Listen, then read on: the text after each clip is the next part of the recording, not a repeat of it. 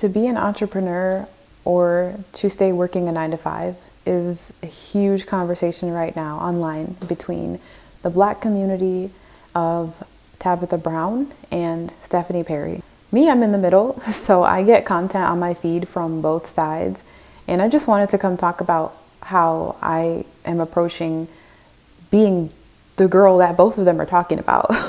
The girl whose businesses have just not worked out, so I had to work.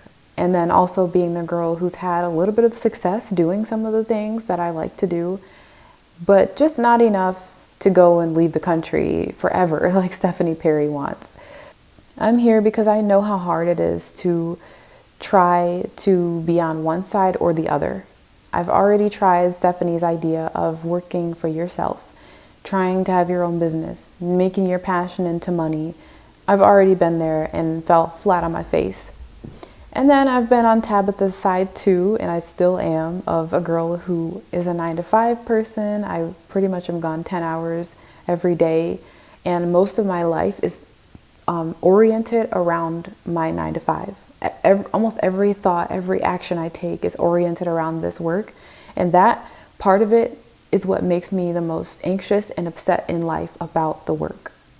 It's not necessarily what Stephanie was saying about being disrespected at work. It's more so of my work just sucks up all my life. So, and what I really, really want deep down is to be an entrepreneur.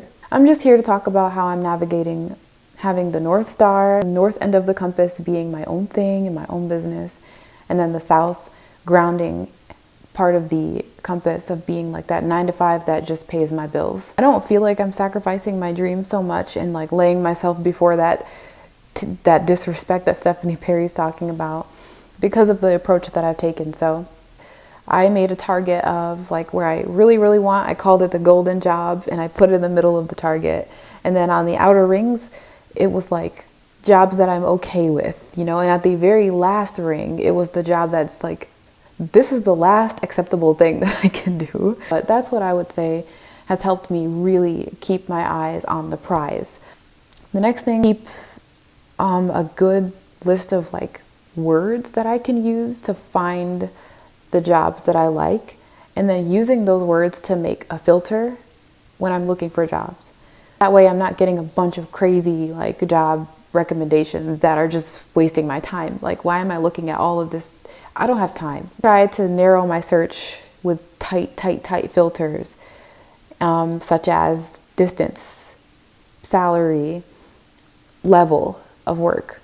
Every type of filter that I could possibly use, I used it. Even if I didn't think it was important, I used it. That really helped to narrow down my job search because I hate looking for jobs. That's the one thing I pray that God helps me do all the time. Just like, bring the jobs to me, Lord, please. And that's another thing. That's the last thing I wanted to talk about, was just having the jobs come to you and being like in a state of receival. So I am Christian. And since I'm Christian, I do have this strong belief that God can bring me what He has for me in His will easily. I know He can. So I've been like always trying to find ways to bring the jobs to me. And that could mean looking up email lists that give jobs, such as the Conscious Fashion Collective. They have a list where they always bring jobs and it comes straight into my inbox. And then also putting on job notifications, and using the filters that we just talked about to set the notifications to where they come to me on a frequent basis, and I'm already in my email. You know, it's not an extra step that I have to do to go and get on a job site. No, I just open my email and I see the filtered results of what I would like. This helps me so much because it's not like I don't need to see all the jobs on Indeed or LinkedIn. I only need to see the ones that I want, you know? So that's where the filter and the receival comes in.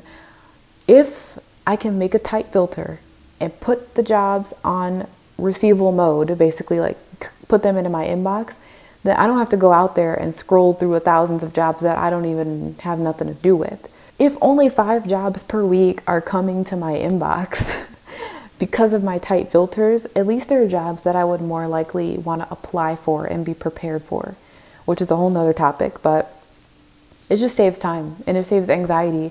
And I'm not going to keep it in my head like, oh, I'm gonna find a job if I just keep scrolling, scrolling, scrolling.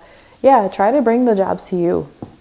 I have so many more tips, but this video is already too long. So I'm gonna work on making like a little PDF that you can get down in the description that has all of my tips. So that way, if you're in the middle between Tabitha's idea of going back to work and Stephanie Perry's idea of keeping your business and using it to kind of exit the US and exit the rat race, please download that PDF because maybe it can help you feel less stressful about taking one approach. And keep in mind to just keep going on your dreams, even if it's in a small way, okay? So thank you for watching, and I hope to see you next time.